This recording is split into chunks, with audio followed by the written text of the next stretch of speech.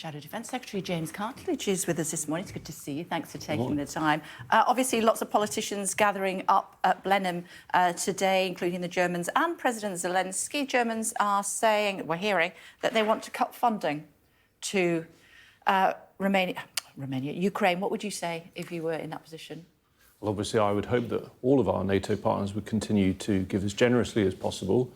I think, and, we don't know the full detail. I think the implication was that they would seek to increase their funding by using the money that's come from frozen Russian assets. I think that's what they were saying. So maybe that means the quantum, as it were, the total volume of cash won't actually fall. Hope so. We would hope so. We definitely hope so, because you look back on our record. We stood by Ukraine early, and then a key thing that we did was to convene those other nations to get behind us and ensure we get the support in place. And Germany is a key player in that. So hopefully this means we're all going to still be resolute and behind Ukraine. OK. We heard yesterday about an armed forces commissioner bill. Thoughts on that? Obviously, we haven't seen the detail of that. From what I understand, this would be an independent, if you like, advocate almost, who members of the armed forces could contact, presumably about things like their accommodation. I had responsibility for the defence estate, so I do have some sympathy with the point that the types of buildings we have, unfortunately, are not really suited to modern living. Lots of issues with damp and mould, and we've put significant funding in place to address that. What I would say is, to be honest, there's no point in having a commissioner if you're not going to have the funding in place to address those issues. And so my big concern is we still don't have a clear timeline on 2.5%. The Prime Minister says he wants to get to 2.5% spending on defence, but if we don't have a clear timeline, I'm afraid the Ministry of Defence will have to make some very difficult decisions, and I fear that will mean less money for things like accommodation, precisely the sort of thing a commissioner would want to be supporting. So a commissioner, in theory, is a good idea? Yes. I mean, obviously, we have to see the full detail. So why didn't you guys do it? Well, first of all, our priority, so if you take when I was in the Ministry of Defence with Ben Wallace and then Grant Shapps, our priority absolutely was to address those fundamental issues with accommodation. For us, that was about getting investment in. We set out what I call a winter plan. We put in thousands of remediations for damp and mould, which is a big why didn't you do it? If it's such a good idea, why didn't you guys do it? That wasn't our priority, to be blunt. I do think there is a question about the chain of command as well. How will this independent commissioner interact with the senior officers in the military? But our priority was getting the funding in place so that we could deal with those issues in accommodation, but also, across defence. And I do want to return to this point on 2.5%, because if you recall, when Rishi Sunak, as the previous Prime Minister, announced going to 2.5% in Germany, the number one area that was going to benefit from that was munitions. We were going to buy the munitions to replenish our own stockpiles, which, of course, have been depleted because we've gifted to Ukraine, quite rightly. But it was 2.5% by when? So it would have delivered on munitions an extra £10 billion over 10 years. Without that...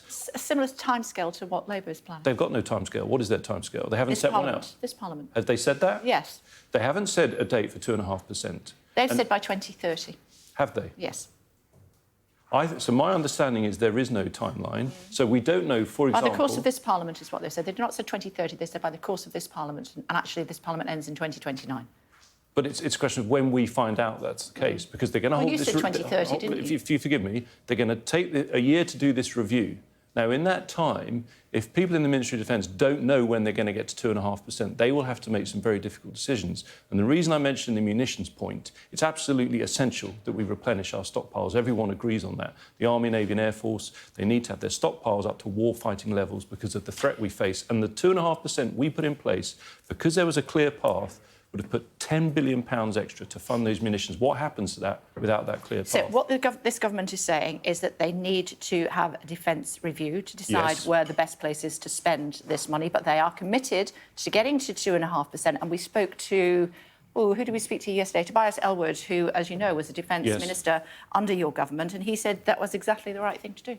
But hold on a minute. I think it was on your show where you had the new Minister of the Armed Forces, Luke Pollard, when you quite rightly asked him about the timeline, and he said that this review could take a year, and in that time they won't be giving a clear timescale of getting to 2.5%. He said it would be... Well, they're saying lots of different things. Well, I'll give you that, but the Defence Secretary did correct him and say within things, a matter of months. And what I can say definitively is we knew that by setting that clear pathway, we'd have the £10 billion to support our inventory, get our stockpiles back up to war-fighting levels. There's a massive question, without that clear timeline, where that money is going to come from. There's a massive question about who's going to be your next leader.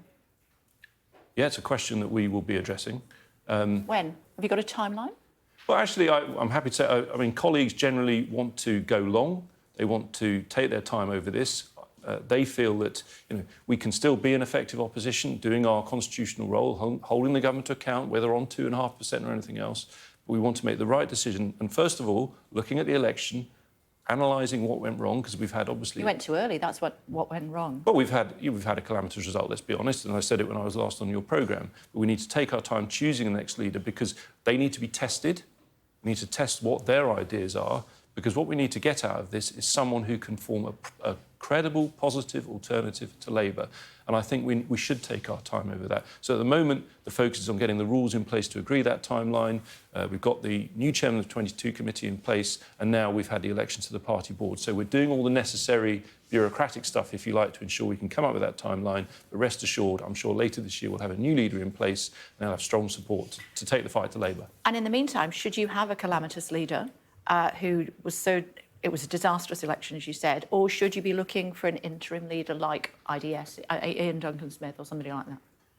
Well, ultimately, that'll be determined by Rishi whether he wants to. What do you think? Stand down. He said he would stand down once the new arrangements are in place. But what do you think?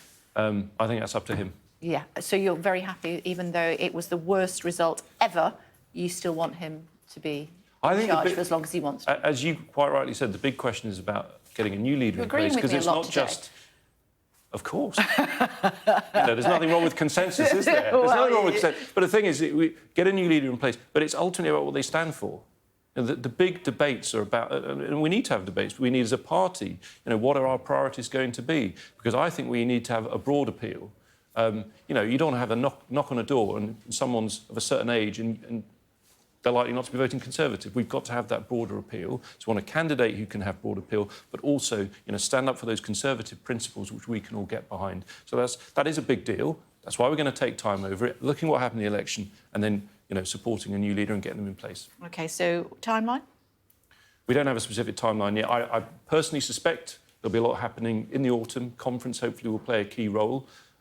My personal view, I'd like to see conference as a hustings conference, a chance to have the individual candidates properly put through their paces. And I think that would be a good way of testing them, because ultimately we want to make sure we've got the right person. That's why I think when we say going long, it doesn't mean many months, but it does mean resolution this year. OK. It's good to see you as always. Thanks very much Thank indeed you. for taking the time. Thank you.